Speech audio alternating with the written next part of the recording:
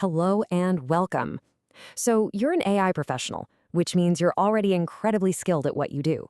But what's the next step? How do you go from being a hands on technical expert to a real strategic leader?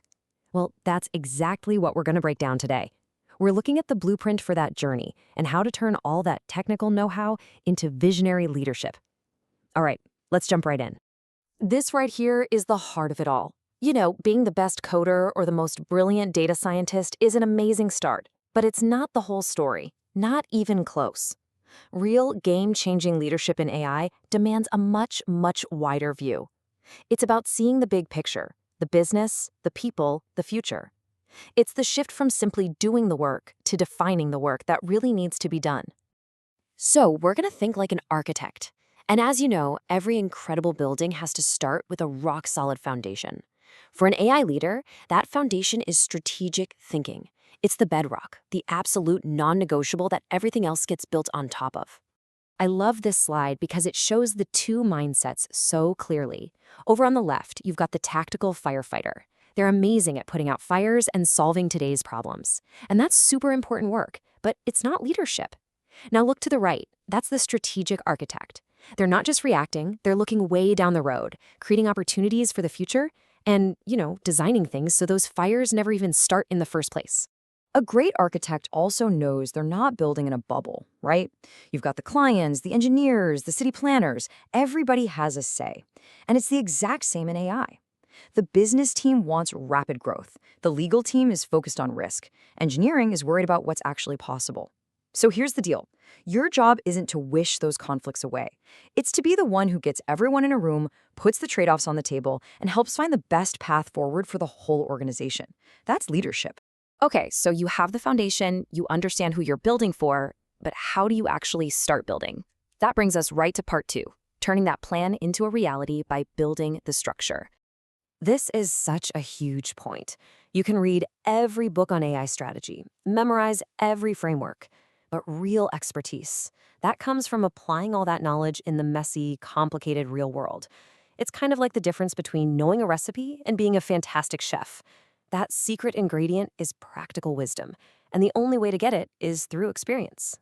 And this cycle right here, this shows you how to actually build that wisdom. See, it's not just about having more experiences, it's about learning from them on purpose. You do a project, but then, and this is the key, you don't just rush to the next thing.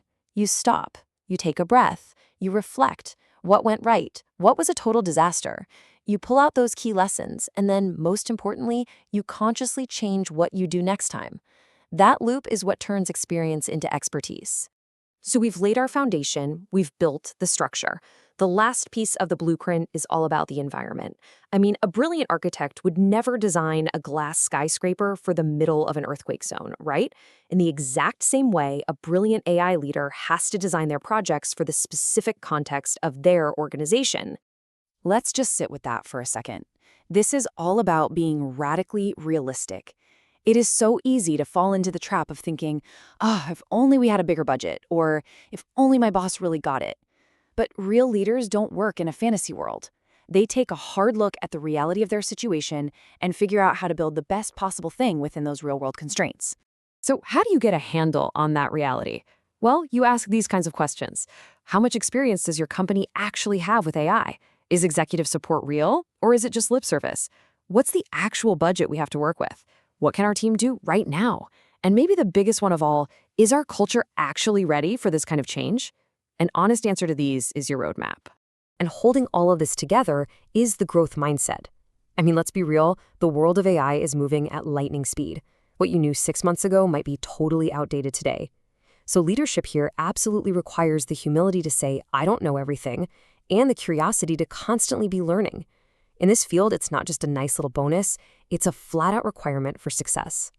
All right, let's pull all these threads together. We've got our foundation of strategy, our structure built on wisdom, and we've designed it all for the real-world environment. Now we get to see the completed blueprint and really understand why it gives you and your organization such a huge competitive edge. This table sums it all up so nicely. Your strategic thinking, that becomes long-term vision, which leads to way better decisions across the company. That practical wisdom we talked about, it ensures you can actually apply ideas effectively, which means projects get done and done well. And your focus on context and learning, that's what gets everyone on the same page and makes the whole organization faster and more adaptable. You see how it's all connected? So here's the main takeaway. It's not about being just a tech genius or just a business strategist. The real power, the thing that drives incredible success with AI, comes from weaving all of these skills together into one holistic expertise. That, right there, is the mark of a true AI architect. And I want to leave you with one final thought, something to make this really practical. Think about your work right now. What's one little point of friction you can see? One conflict between different teams or stakeholders? Now, using what we just talked about, how could you step in not as a technician, but as an architect and help navigate that? Because that, right there, is where leadership really begins.